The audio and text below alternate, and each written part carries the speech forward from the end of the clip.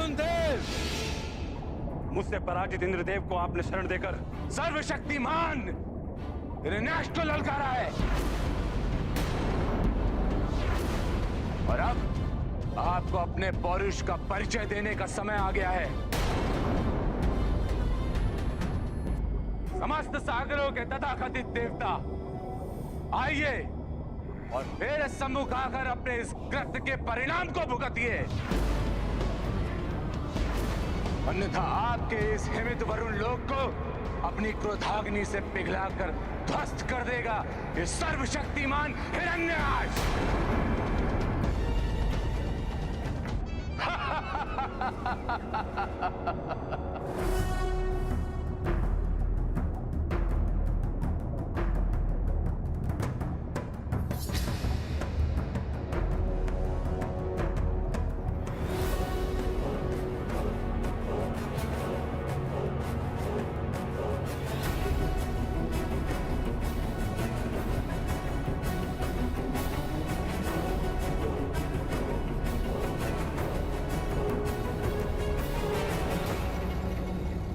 देवराज इंद्र को पराजित कर तुमने हम सभी देवताओं पर विजय प्राप्त कर ली है, इसलिए तुम्हारा मुझसे युद्ध करने का कोई लाभ नहीं होगा हिरण्याक्ष। अर्थात पराजय स्वीकार करते हैं आप?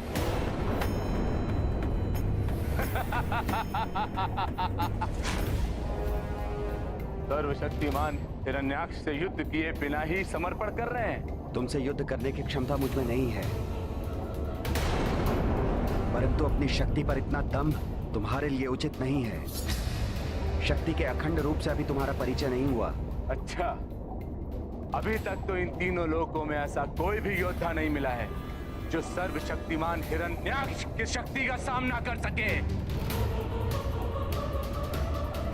क्योंकि अभी तक तुम्हें अनंत शक्ति स्वरूप श्री हरि के दर्शन प्राप्त नहीं हुए।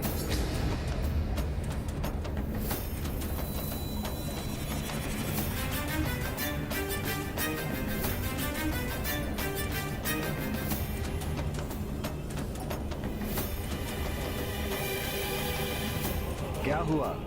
श्री हरि का नाम सुनकर तुम्हारे मस्तक पर चिंता की रेखाएं छा गई? सबको भयभीत करने वाले हिरण्याक्ष, तुम स्वयं भयभीत हो गए। सर्वशक्तिमान हिरण्याक्ष को कोई भी भयभीत और चिंतित नहीं कर सकता। मैं अभी आपके श्री हरि को युद्ध के लिए चुनौती देता हूं। कौन है वो शक्तिशाली योद्धा और कहां मिलेंगे वो? अवश्य, तुम्हारे काल के रूप में वो शीघ्र ही तुम्हें प्रत्यक्ष दर्शन देंगे। तीनों लोकों में दुष्कर्म कर तुमने अपने पापों का बोझ बढ़ा लिया है। भूदेवी तुम्हारे अत्याचारों से त्रस्त है। तुम जैसे पापी के कारण श्री हरि प्रभु नारायण भूदेवी को संतप्त नहीं रहने देंगे। मेरी चिंता मत करिए वरुण देव, मैं शीघ्र ही आपके श्री हरि को ढूंढकर इंद्रदेव और आपके समान उन्हें भी पराजय स्वीकार करने के लिए बाध्य कर दूंगा।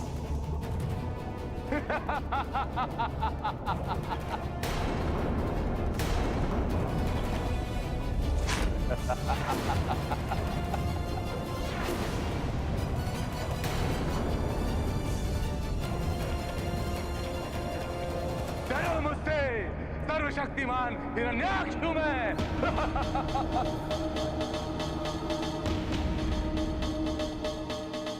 माता, क्या हिरण्याक्ष को प्रभु विष्णु जी का कुछ भी स्मरण नहीं रहा?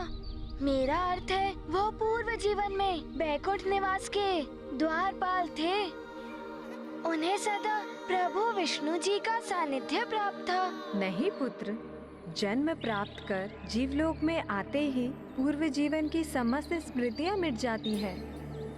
साथ रह जाते हैं मात्र उस जीवात्मा के अच्छे और बुरे कर्म, जिसका प्रभाव उसके वर्तमान जीवन पर होता है।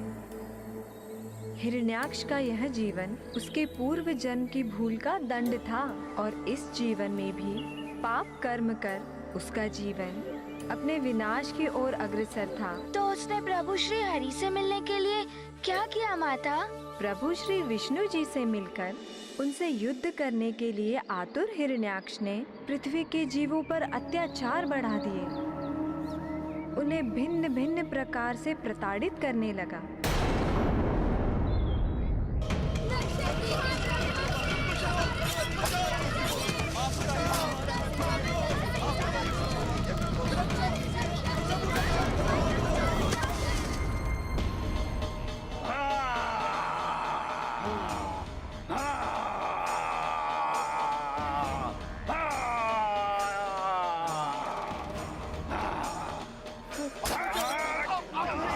डरो मुझसे, सर्वशक्तिमान हिरण्याक्ष हूं मैं।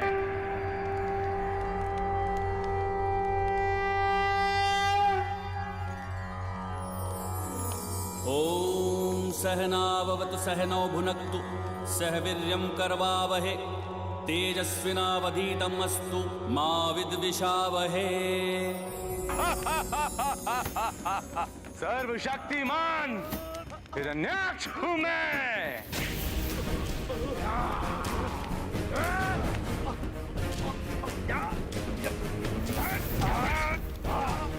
किसी को मत छोड़ना।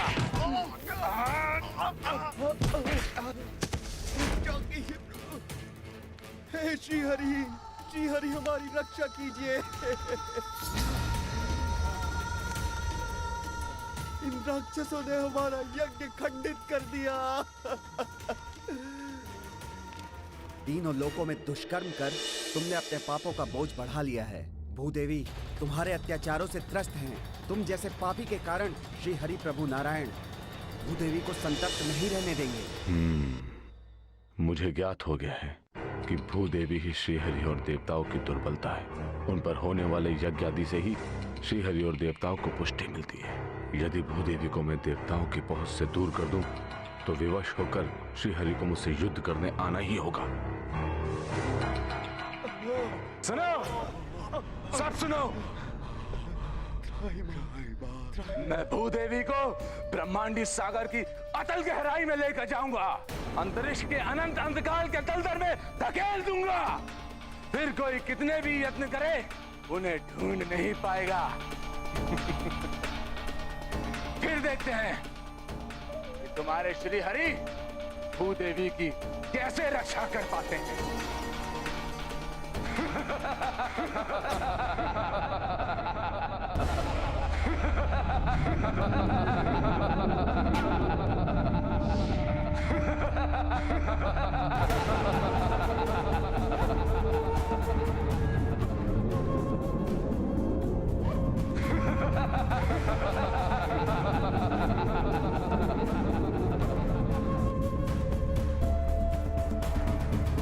श्री विष्णुवे नमः।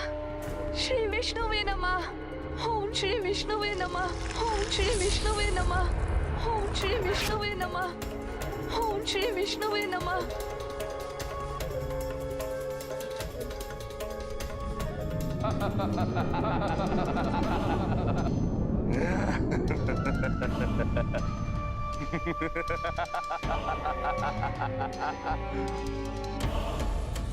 भूदेवी,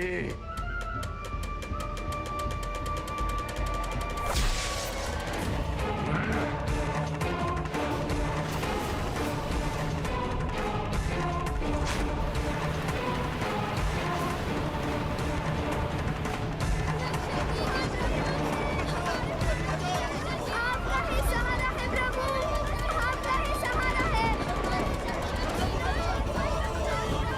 सर्वनाश हो रहा है, रक्षा कीजिए प्रभु।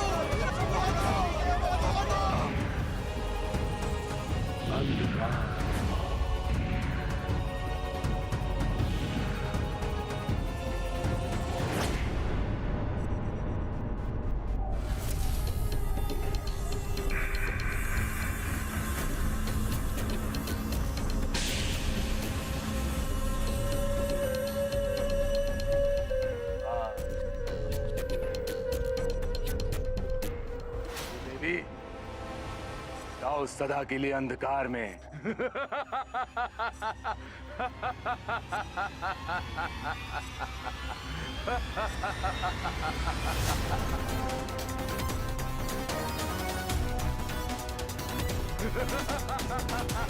हे श्री हरि, हे प्रभु नारायण रक्षा कीजिए। हे प्रभु रक्षा कीजिए, रक्षा कीजिए, रक्षा कीजिए। हे प्रभु रक्षा कीजिए, रक्षा कीजिए। सर्वशक्तिमान हिरण्याक्ष हूं मैं। और कोई है सृष्टि में जो मुझसे युद्ध करे, जो मेरा सामना कर सके? आओ श्री हरि, आओ युद्ध करो मुझसे, मैं तुम्हें चुनौती देता हूं।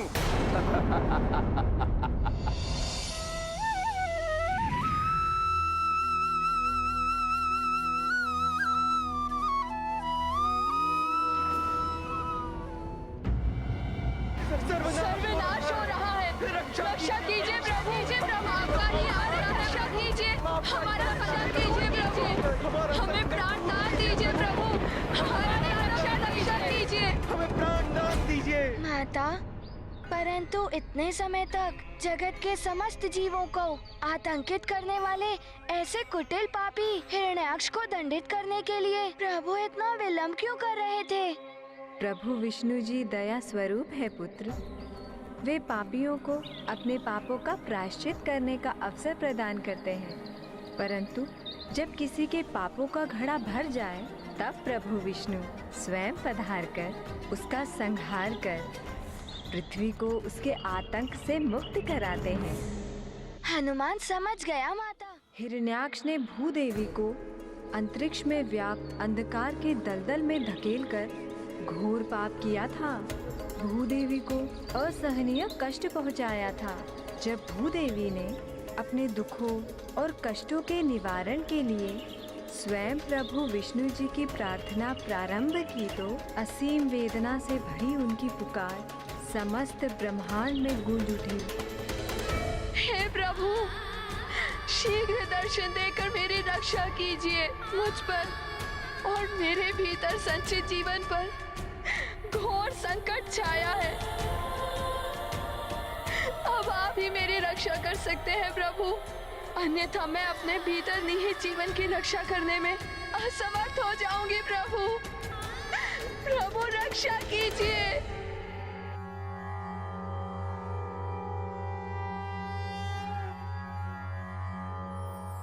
हे प्रभु रक्षा कीजिए।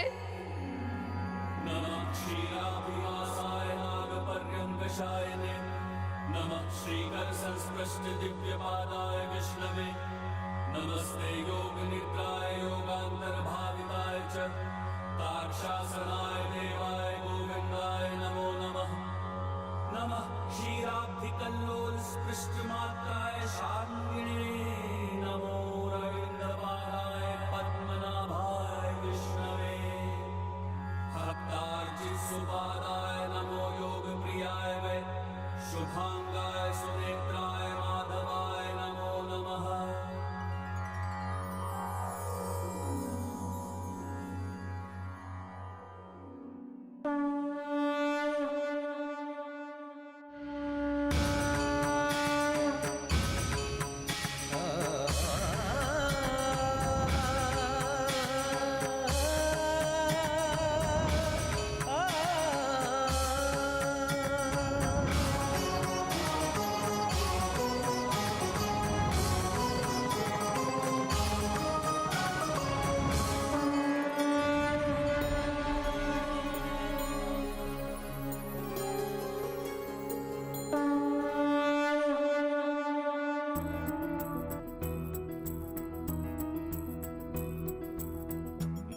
देवी की करुण पुकार, प्रभु वराह काले अवतार, दुष्ट हिरण्याक्षा के काल, भय श्री नारायण जगपाल।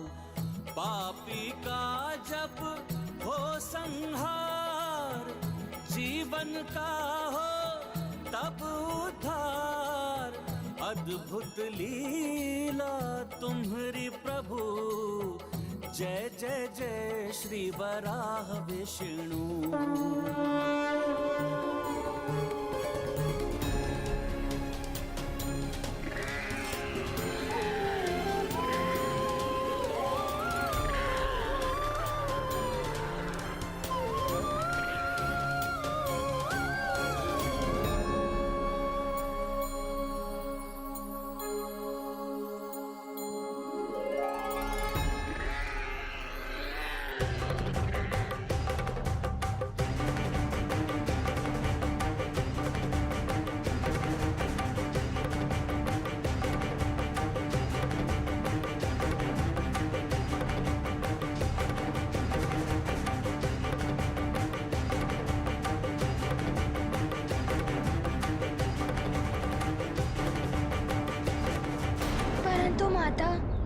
विष्णु जी ने वराह रूप में ही अवतार क्यों लिया और वो उस ब्रह्मांडीय सागर में भीषण अंधकार व्याप्त होने के कारण जिसमें कुछ भी दिखाई नहीं देता भूदेवी माता को ढूंढना कैसे संभव करेंगे? पुत्र हनुमान, प्रभु विष्णु जी की लीला अकारण नहीं होती। सघन कीचड़ में विचरण करने वाला वराह दृष्टि का नहीं अपितु गंध का अनुभव करने की अपनी असीम क्षमता से वे जीवन में अपना मार्ग प्रशस्त करते हैं। इसीलिए प्रभु विष्णु देव ने भूदेवी को ढूंढने के लिए वराह रूप धारण किया और उनकी सुगंध का पीछा करते हुए वे ब्रह्मांड के अनंत अंधकार के दलदल में प्रविष्ट हुए।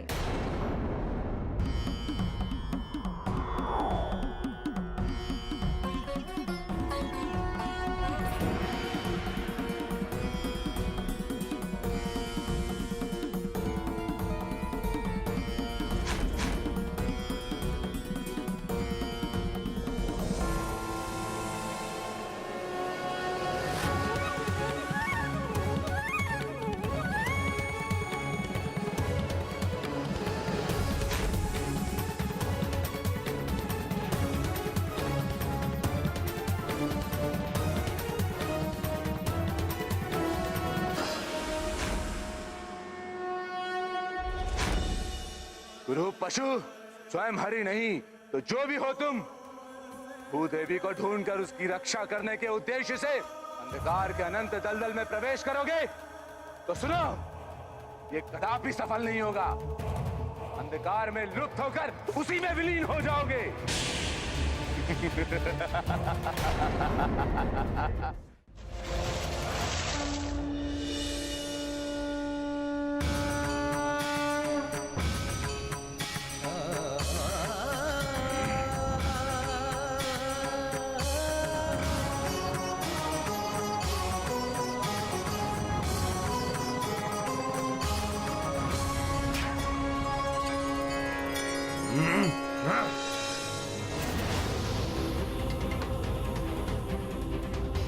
मुझसे मेरी इच्छा के विरुद्ध चुनौती देने का दुस्साहस किया, दंड दूंगा तुझे, संहार करूंगा तेरे शरीर का कुरु पशु।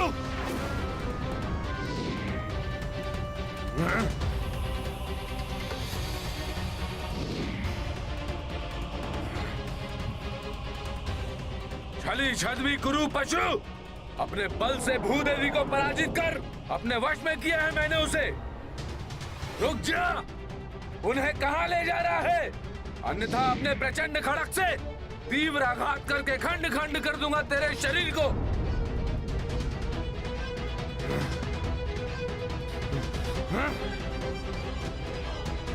तुम्हारा मुझसे बचकर निकल जाना असंभव है, तुझे छोड़ूंगा नहीं। सामना करो मेरा, युद्ध करो सर्वशक्तिमान योद्धा हिरण्याक्ष से। भूदेवी पर सिर्फ मेरा अधिकार है, यदि साहस है तो पराजित करो मुझे और ले जाओ उसे अपने साथ।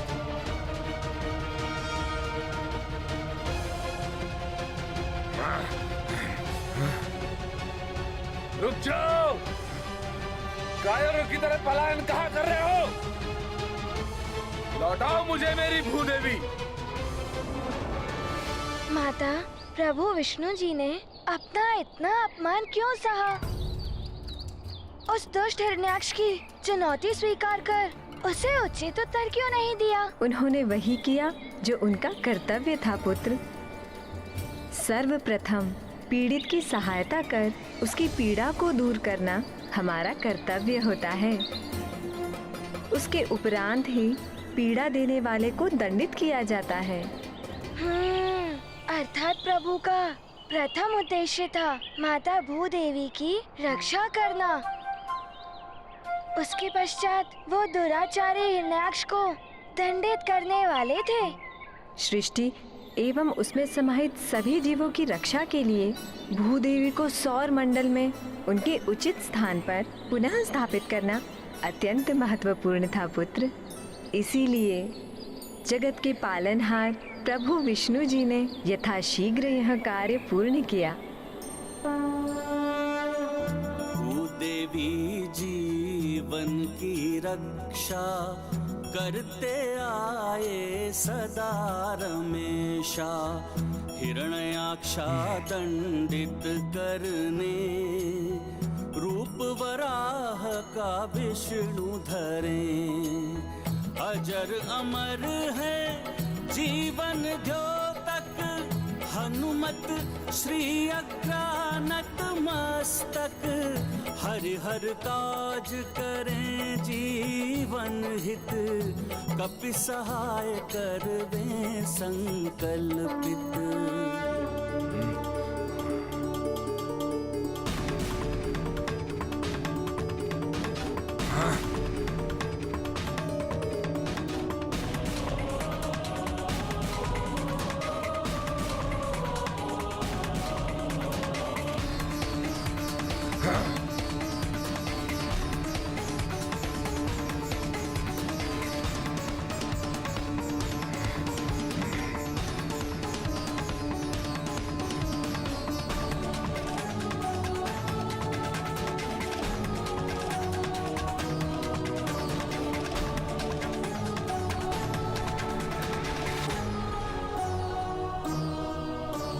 अब मुझसे बचकर कहां जाओगे कायर पशु?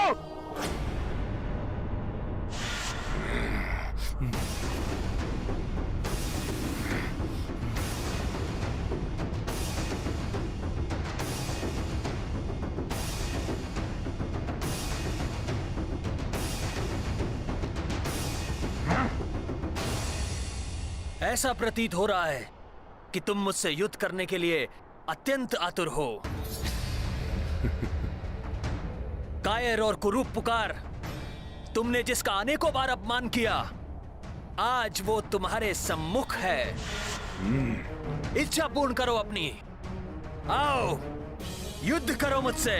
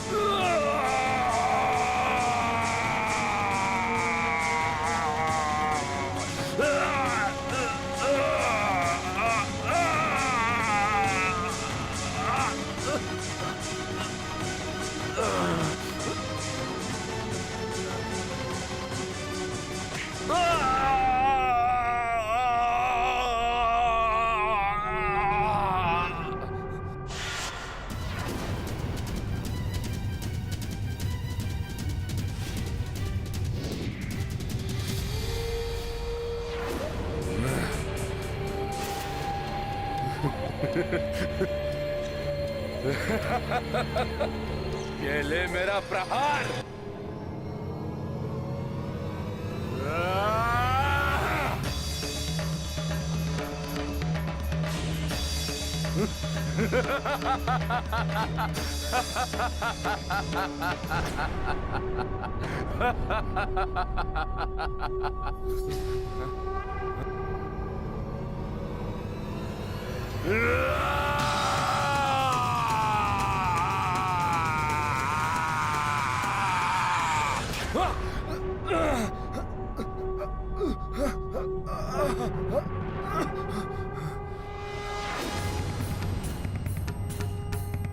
बस इतनी ही शक्ति है तुम में हिरण्याक्ष।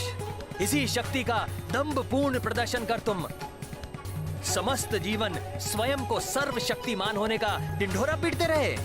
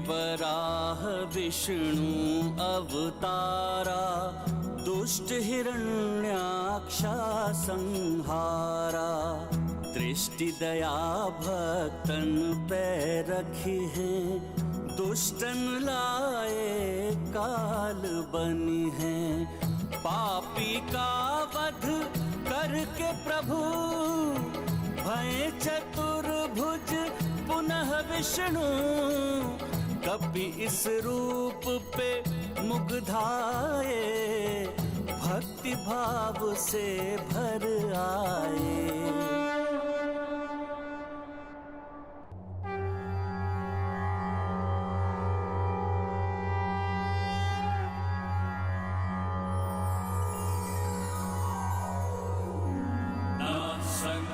तुभ्यं सृष्टे सर्वार्थ वेदिने नमो हिरण्यगर्भाय वेधसे परमात्मने नमस्ते वासुदेवाय विष्णवे विश्वयोनये नारायणाय देवाय देवानां हितकारिणे नमोस्तुते चतुर्वक्र शारंग चक्रासिधारिणे सर्वभूतात्मभूताय कूटस्थाय नमो नमः नमोस्तुते वराहाय नमस्ते मत्स्यरूपिणे नमो योगाधिगम्याय नमः संकर्षणाय ते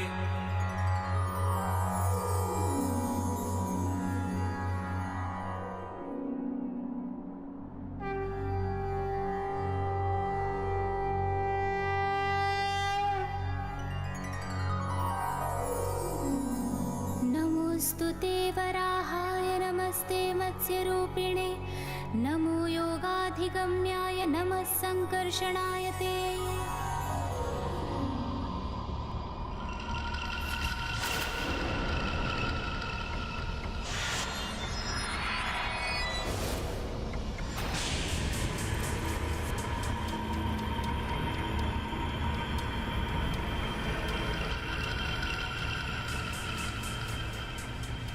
हिरण्याक्ष का शीश अनर्थ है ये, अनर्थ है ये। किसने किया मेरे रुच का वध करने का भयंकर अपराध? किसने किया? दाता, वो चाहे जो भी हो, मैं उसे नष्ट कर दूंगा, अस्तित्व मिटा दूंगा, मैं उसका अस्तित्व मिटा दूंगा।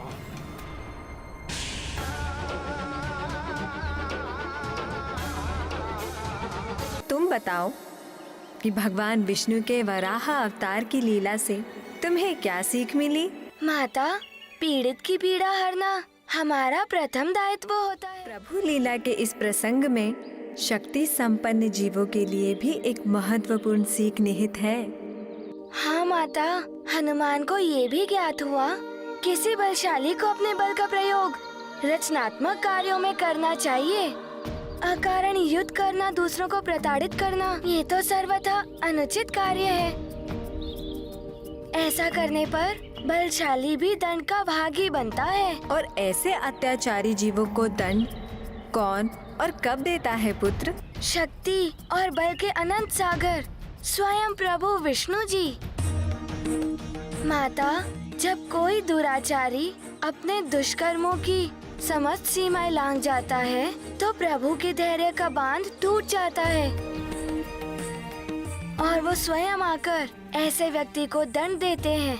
भले ही इसके लिए उन्हें मैले कीचड़ में वास करने वाले पशु का रूप ही क्यों ना लेना पड़े। सत्य है पुत्र, यदि किसी की विपदा हरने के लिए मैले कीचड़ के भीतर भी जाना आवश्यक हो तो संकोच नहीं करना चाहिए पुत्र। और हाँ, समय रहते अपनी बुरी प्रवृत्तियों को समझकर उन पर अंकुश लगा लेना चाहिए, इसी में भलाई है। परंतु माता, ये ज्ञात होने के पश्चात भी कुछ लोग अपनी दुष्प्रवृत्ति का त्याग क्यों नहीं करते? पुत्र, उनका अहंकार ही उन्हें अपने विनाश की ओर ले जाने के लिए प्रेरित करता है।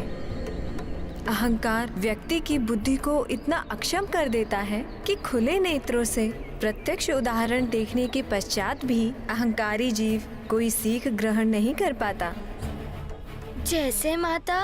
जैसे हिरण्यकश्यपु, उसके भ्राता के पापों का महाविनाशकारी परिणाम प्रत्यक्ष रूप में उसके समक्ष था, परंतु फिर भी वह पाप कर्म करने से पीछे नहीं हटा। माता, तो क्या हिरण्यकश्यपु को ज्ञात हो गया था कि उसके भ्राता हिरण्याक्ष का वध प्रभु श्री हरि ने ही किया था? हाँ पुत्र, गुरु शुक्राचार्य ने उन्हें बता दिया था कि हिरण्याक्ष के वध की घटना प्रभु श्री हरि की ही लीला है।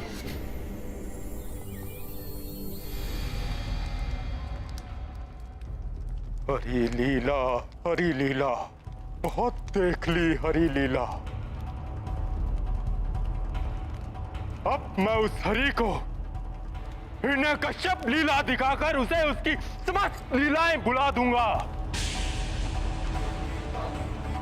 सर्वनाश कर दूंगा उसका। मैं इस संसार से नाम तक मिटा दूंगा उसका। मैं यथाशीघ्र जाकर उस हरि को पराजित करूंगा। सावधान पुत्र,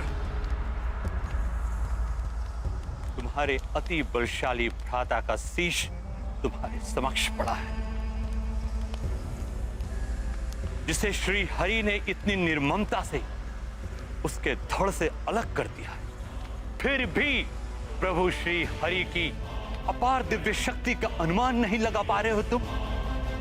पुत्र, यदि तुम्हें श्री हरि के समक्ष अपने आप को जीवित रखना है तो उनसे युद्ध से पूर्व सृष्टि के रचयिता ब्रह्मा जी से अमृत का वरदान प्राप्त करो। चित कथन है आपका।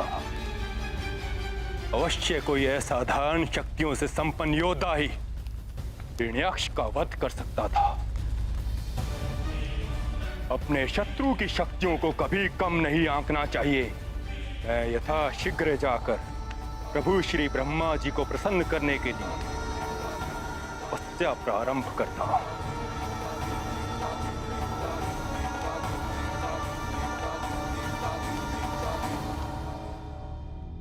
नाथ, आप ये कैसा अनर्थ करने जा रहे हैं? मुझे ऐसी अवस्था में एकाकी छोड़कर आप तब के लिए कैसे प्रस्थान कर सकते हैं?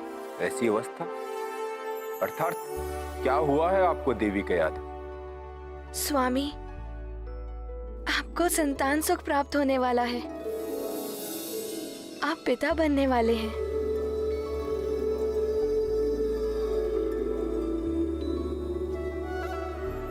देवी, दुख के इस समय में इस सुखद शुभ संवाद से आपने मेरे हृदय को आनंदित कर दिया।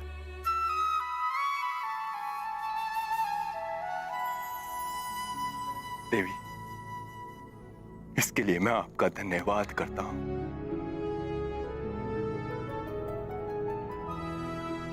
भ्राता के रूप में जिस शूरवीर योद्धा को हमने खोया, वो पुत्र बनकर लौट रहा है हमारे जीवन में। देवी, तो नाथ, आप स्वयं यहाँ उपस्थित रहकर इस सुख को अनुभव कीजिए। ये तप का विचार त्याग दीजिए। देवी, यदि मेरा तप पर जाना अति आवश्यक ना होता तो मैं कदापि ना जाता, किंतु उस श्री हरि से अपने भ्राता के वध का प्रतिशोध लेना है, तभी उसकी आत्मा को शांति मिलेगी।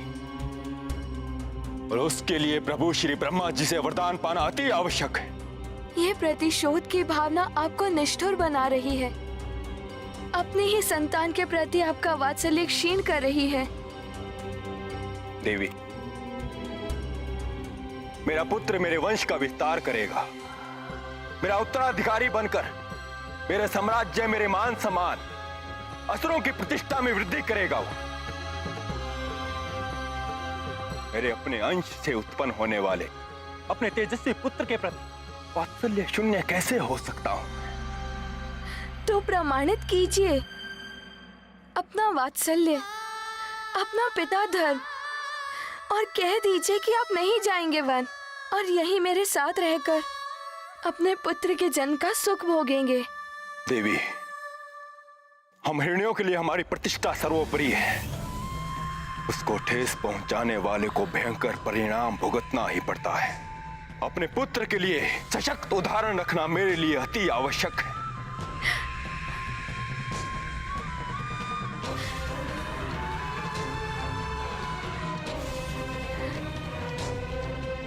इसलिए मेरा मार्ग अवरुद्ध मत कीजिए देवी। मुझे विश्वास है अपने पुत्र के जन्म से पूर्व मैं प्रभु श्री ब्रह्मा जी से वरदान प्राप्त कर लौट आऊंगा और अपने पुत्र के जन्म के उपरांत असुरों के चिर शत्रु श्री हरि का सर्वनाश कर उसके मस्तक का मुकुट उपहार के रूप में अपने पुत्र को क्रीड़ा के लिए दूंगा।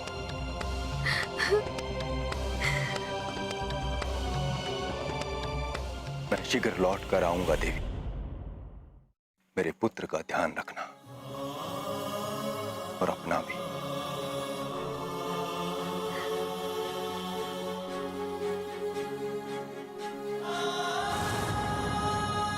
ये शत्रुता सदैव असुर कुल के लिए अहितकर परिणाम लेकर आई है, परंतु इन पुरुषों को समझाना कहाँ संभव है। माता, क्या हिरण्यकश्यपु प्रभु नारायण के पास जाकर उनसे युद्ध करने के लिए इतना कटिबद्ध था कि अपनी कुट युक्ति से जनित कुटिल योजना को भी क्रियावंती भी कर दिया था? हाँ पुत्र, परंतु दुर्भाग्यवश जब इंद्रदेव को यह ज्ञात हुआ कि हिरण्यकश्यपु कठोर तपस्या करने वाला है, तब उन्होंने भी एक अरुचिकर योजना रची। मुझे विश्वास है कि वो दुष्ट असुर स्वर्ग पर अपना आधिपत्य स्थापित करने के लिए ही तप करने जा रहा है। इन लालची असुरों की दृष्टि सदैव हमारे स्वर्ग पर ही होती है, परंतु यदि वो कपटी अपनी योजना कर सकता है तो उसे विफल करने के लिए मैं देवराज इंद्र भी योजना बना सकता हूं। सुनिए सब, हिरण्यकश्यप की अनुपस्थिति का लाभ उठाकर उसके सभी शक्तिशाली राक्षसों का संहार करेंगे। उसकी पत्नी क्याधु को कारागार में बंदी बनाकर जन्म के साथ ही उसके पुत्र का अंत सुनिश्चित करें। सेना विहीन और पुत्र मृत्यु के समाचार से शोकाकुल हिरण्यकश्यपु युद्ध करने में अशक्त हो जाए और तब में सफल होकर लौटने का भी उसे कोई लाभ नहीं होगा। परंतु माता, ये तो अनुचित है। उस अजन्मे नवजात शिशु का क्या दोष था? फिर देवराज इंद्र ने ऐसी घृणित योजना क्यों बनाई? हाँ, यह सर्वथा अनुचित था पुत्र, परंतु शत्रु का भय श्रेष्ठ पुरुषों में भी ऐसे पतित विचारों को जन्म दे देता है और उन्हें अन्यायपूर्ण अनैतिक कृत्य करने पर बाध्य कर देता है। माता, क्या देवताओं ने अपनी योजना पर पूर्ण विचार नहीं किया? अपनी योजना अनुसार उन्होंने हिरण्यकश्यपु के पुत्र का वध कर दिया। नहीं पुत्र, देवताओं के सौभाग्य से देव ऋषि नारद ने इंद्रदेव की इस योजना का विरोध किया। देवताओं द्वारा इतना भीषण पाप हो उन्हें स्वीकार नहीं था, इसीलिए इधर इंद्रदेव ने महारानी कयाधु का अपहरण किया और उधर देव ऋषि नारद ने इंद्रदेव को अपनी भूल का बोध करवाया। माता, फिर देवराज इंद्र ने क्या किया? इंद्रदेव को अपनी भूल का बोध हुआ तो वे उसके अनिष्टकारी परिणाम की मात्र कल्पना से ही इतने आतंकित हो गए कि वो कयाधु को देवर्षि नारद के पास ही छोड़ गए। फिर माता? फिर अपनी संतान के जीवन के प्रति चिंतित कयाधु को देवर्षि नारद ने अपने आश्रम में शरण दी, जहाँ सदैव श्री हरि का नाम ध्वनित होता था। उनके ही भजन गाए जाते थे, उन्हीं की अनुपम लीला का वर्णन होता था। सौभाग्य से उस वातावरण में व्याप्त भक्ति को वो शिशु अपनी माता के गर्भ में ही सीख रहा था। नारायण नारायण हरि दीन दयाला नारायण नारायण नारायण हरि केशव कृपाला नारायण नारायण नारायण हरि केशव कृपाला नारायण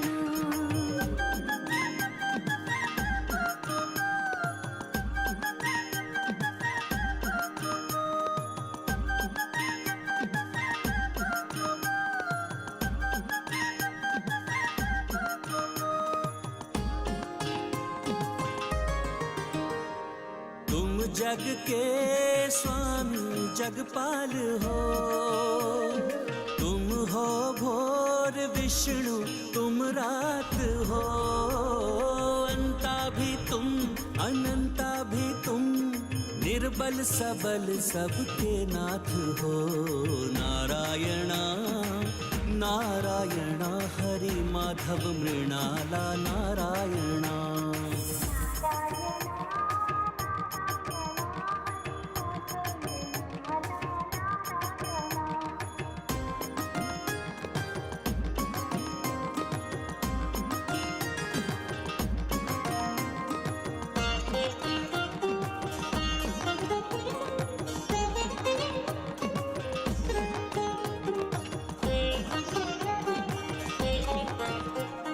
मत्स्य कूर्म का रूप धरा, जग स्वामी तुम जगदीश्वरा, तुम सर्वज्ञ हो सर्वत्र हो, जय हो तुम्हारी दामोदरा। नारायण नारायण हरि जय जगपाला नारायण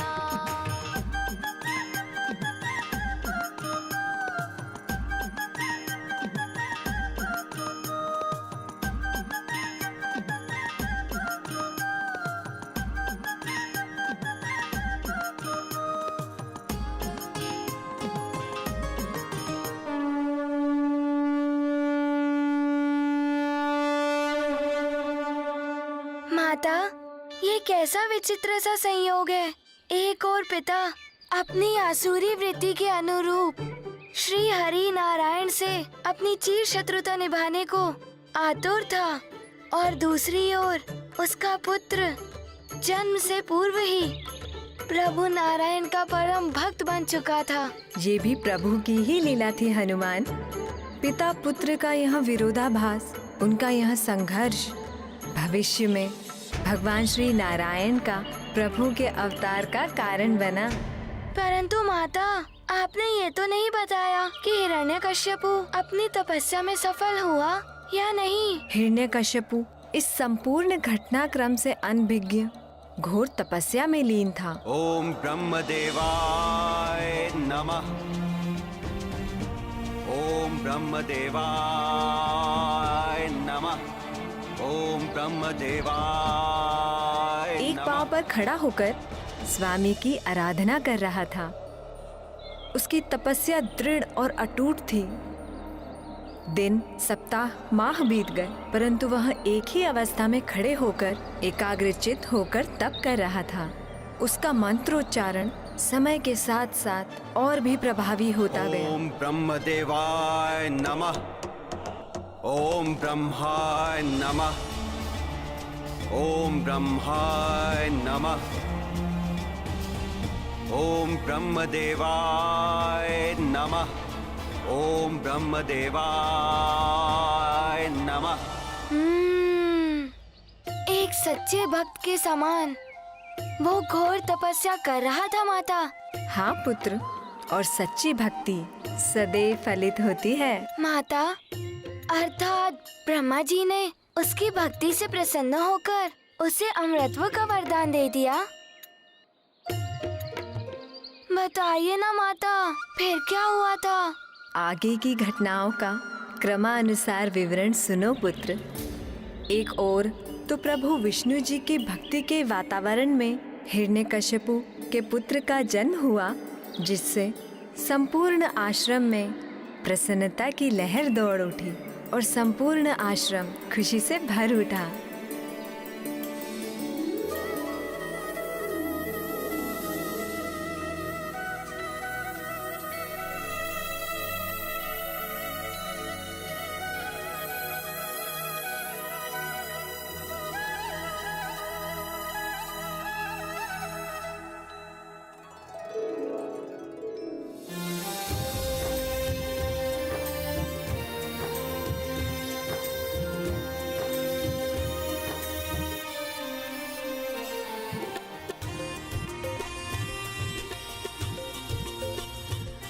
ओम नमो नारायण हरि।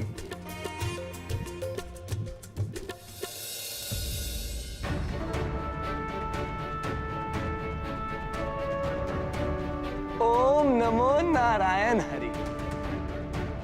ओम नमो नारायण हरि। ओम नमो नारायण हरि। ओम ब्रह्मदेवाय नमः। एक और तो प्रभु की कृपा से श्री हरि के भक्त ने जन्म लिया और दूसरी ओर उस शिशु के पिता को भी उसकी तपस्या का फल प्राप्त होने वाला था। ओम ब्रह्मदेवाय नमः। ओम ब्रह्मदेवाय नमः।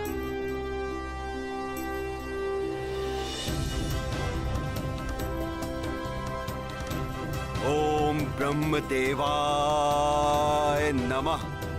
ओम ब्रह्मदेवाय नमः। ओम ब्रह्मदेवाय नमः। ओम ब्रह्मदेवाय नमः। वस्त हिरण्यकश्यपु,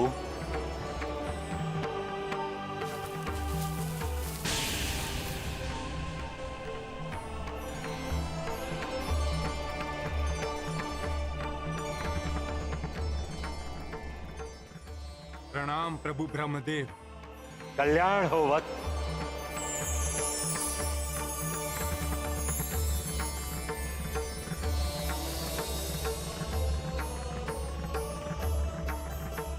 मैं तुम्हारी तपस्या से अत्यंत प्रसन्न हूं वत्स।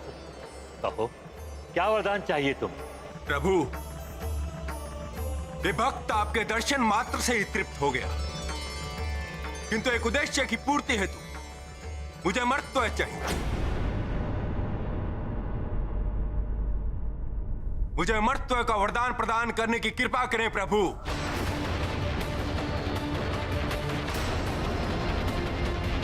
प्रभु, तब में कोई त्रुटि हुई है मुझसे, जिसके कारण मैं अमर्त्य की योग्यता प्राप्त नहीं कर सका? नहीं पुत्र, अमरत्व का वरदान देने का अधिकार मुझे भी नहीं है। जीवन मरण प्रकृति के नियम है और मैं भी उनका उल्लंघन नहीं कर सकता। यदि मैं अपनी इच्छा अनुसार वरदान प्राप्त नहीं कर सकता,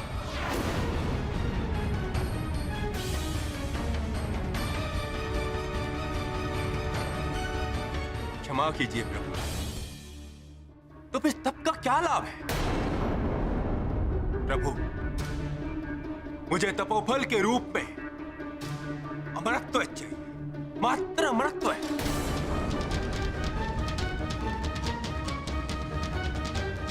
यदि आप मुझे अमरत्व का वरदान नहीं देंगे तो मैं पुनः घोर तप करूंगा, घोर तप।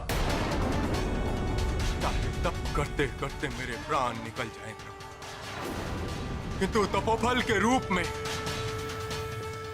मुझे अमरत्व चाहिए, मात्र अमरत्व।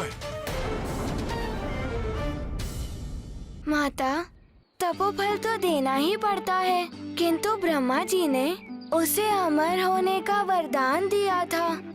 फिर कैसे प्रभु नारायण विष्णु जी उनका संहार कर सकते थे? वो तो अजय। धीरज रखो हनुमान।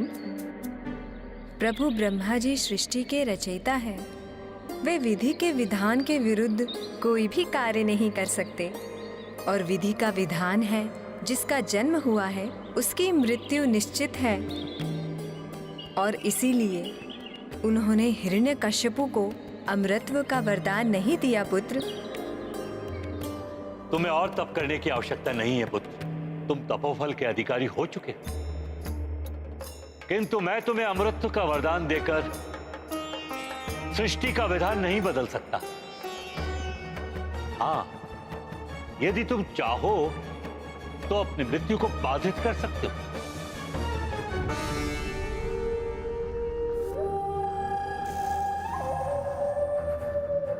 उचित है प्रभु, जैसा आप चाहें। ना दिन में ना रात में, ना भीतर ना बाहर, ना आकाश में ना पाताल में, ना जल में ना थल में, ना देव से ना नर से, ना यक्ष से ना राक्षस से, ना गंधर्व या किन्नर से, ना उभयचर या नरचर से, ना स्थलचर या जलचर से, ना मंत्र या तंत्र से, ना जिसकी सृष्टि आपने की है किसी के द्वारा मेरी मृत्यु ना हो। यही नहीं प्रभु, मेरी शक्तियों के समक्ष कोई भी योद्धा टिक ना पाए। तीनों लोकों में मेरी ही विजय का पताका लहराए। यही वरदान मुझे प्रदान कीजिए। तथास्तु।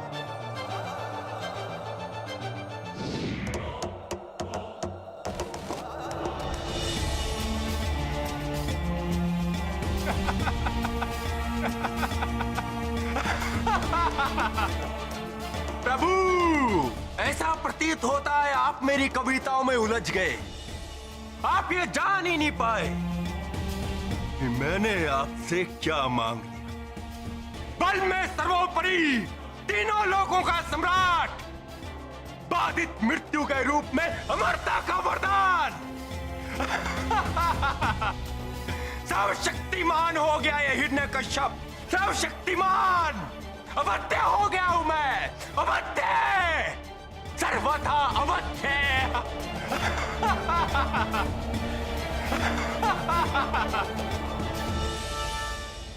क्या हुआ पुत्र, किस असमंजस में डूबे हुए हो? दैत्यराज हिरण्यकश्यपु ने तो अपनी बातों में उलझाकर ब्रह्मा जी को ही छल लिया। पुत्र हनुमान, ये तो हिरण्यकश्यपु का सोचना था, किंतु सृष्टि के रचयिता और उनके निर्माता को भला कौन छल सकता है? हनुमान, प्रभु तो सर्वज्ञाता, सर्वव्यापी हैं। जो कुछ भी हो रहा है या भविष्य में होने वाला है, सब प्रभु की ही लीला है।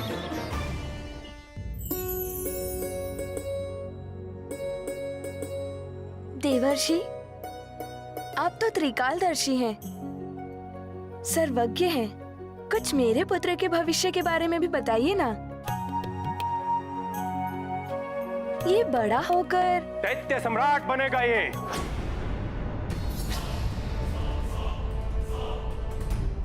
महाबली असुरराज बनेगा मेरा पुत्र।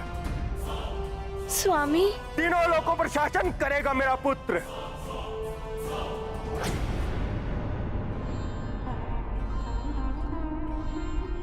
अच्छा हुआ स्वामी आप आ गए। हाँ देवी के आधु, मैं आ गया। अमरता का वरदान प्राप्त कर लौटा हूं मैं। अमरता का वरदान? हाँ, एक प्रकार से अमरता का ही वरदान है ये। तीनों लोकों में कोई भी प्राणी जिसका जन्म हुआ हो, उससे अवध्यता का अर्थ ही है अमरता।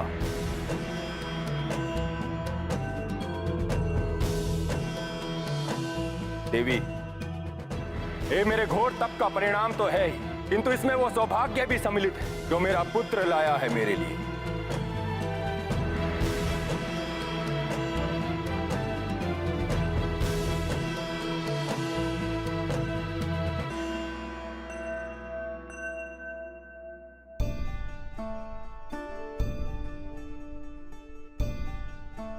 देखो प्रिय, मेरे पुत्र के दमकते हुए मुखड़े को। तेजस्वी पिता का तेजस्वी पुत्र है। तेजस्वी तो है आपका पुत्र दैत्यराज हिरण्यकश्यप। दिगंत तक फैलेगी इसकी कीर्ति। सत्य है आपका कथन देवर्षि। जिस प्रकार आपने मेरी पत्नी की रक्षा की, मेरे पुत्र का समुचित लालन पालन किया, उसके लिए मैं जीवन भर आपका ऋणी रहूंगा। मैंने कुछ नहीं किया दैत्यराज, ये तो ईश्वर की इच्छा थी। नहीं देवर्षि, ये तो आपकी महानता है।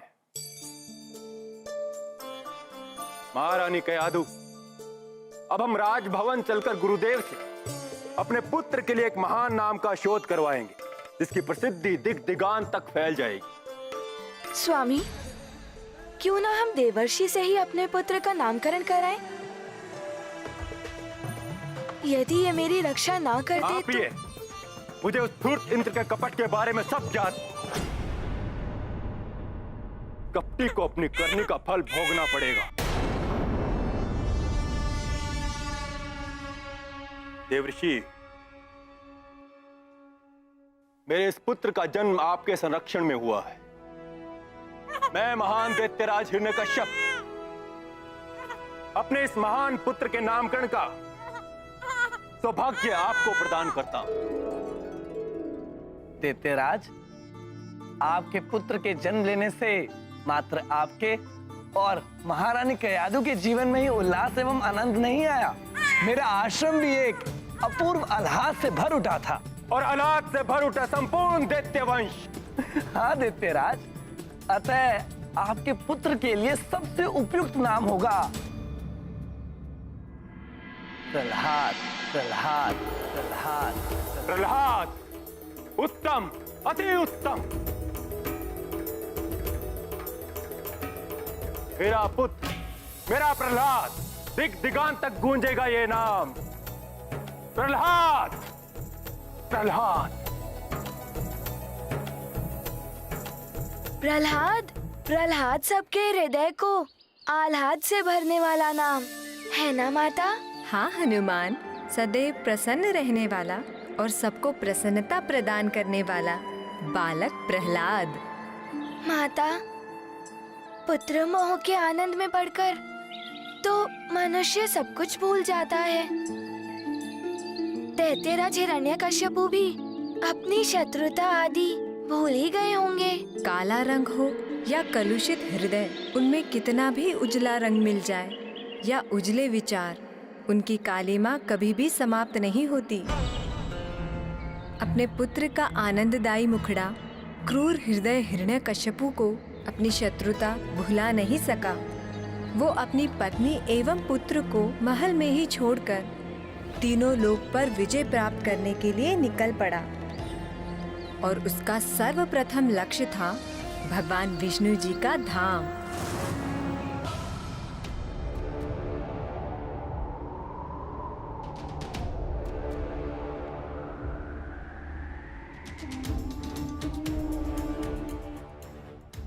ये द्वार क्यों नहीं खुला?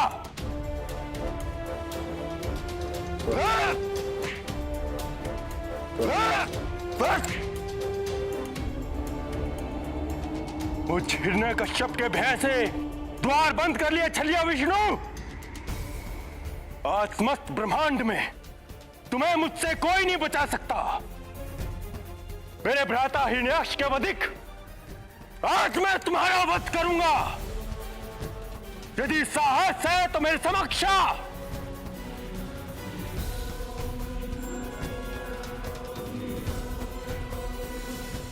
द्वार खोलो भीरू विष्णु। तुम क्या सोचते हो छलिया विष्णु?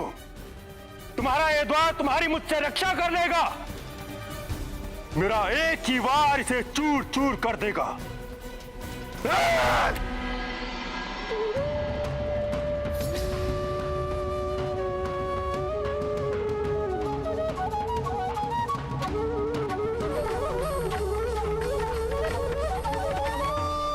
ईश्वर से प्राप्त शक्तियों की सार्थकता तभी है जब इनका प्रयोग जन कल्याण के लिए हो, ना कि निजी स्वार्थ के लिए।